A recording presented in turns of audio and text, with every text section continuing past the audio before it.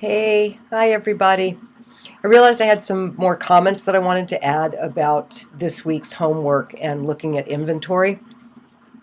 And primarily, what I really want to convey to you is to step back and recognize that we are all in a larger context. Okay, so as you're looking at and working with the homework and considering the ways that these patterns have shown up in your life, this bigger context that we're all embedded in really relates to the conditioning that we've had, our parental conditioning, our societal conditioning, the way that we've followed with convention and norms, which are not necessarily a bad thing. Okay.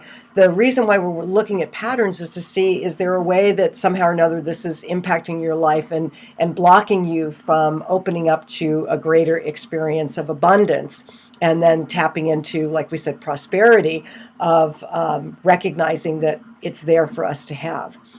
So I think it's really important to hold that in your awareness, particularly as we're looking at forgiveness, whether it's forgiveness of others or forgiveness of self, that at some level we're all kind of functioning, operating in what Fillmore would refer to as race consciousness. We would call it collective consciousness, and again, this larger context.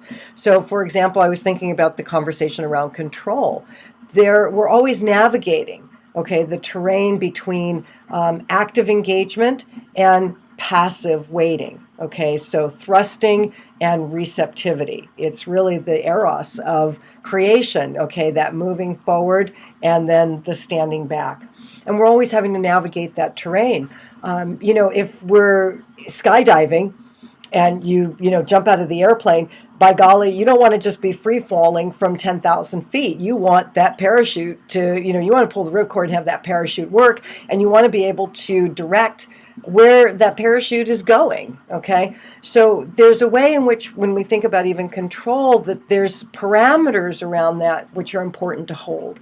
And again, when you think about perhaps decisions that maybe you've made along the way in your life, were they in response to what you believed was correct? Were we following the conventional norms, what we had been taught? So, like I said, I just wanted to, give some presence to this and say, as you're working with your inventory and looking at what's going on in the patterns of your life, and I'd like to encourage you to, take it beyond resentment, look at your fears, look at, the security needs, look at, what's going on in your relationships, for example, that really what you're doing is you're mining for these patterns so that they can become conscious, and therefore you're not embedded in them anymore. You're actually able to see them. And as you see the patterns, then they become conscious. Okay, you become conscious of them, and your capacity to be able to be with who you are and how you show up in the world and interact with others is enhanced. Okay, and that's really what we're trying to get to. And then we can forgive ourselves for the places where we've seen the missteps, or where we are actually shifting into a different level or way of being, a different level of consciousness or way of being and engaging in the world. Okay, so I really just wanted to say that and hold it all, with light hands and with an open heart and a big mind, okay? Just an expansive mind of the divinity of who you are. All right, I'll see you all next time. Be well.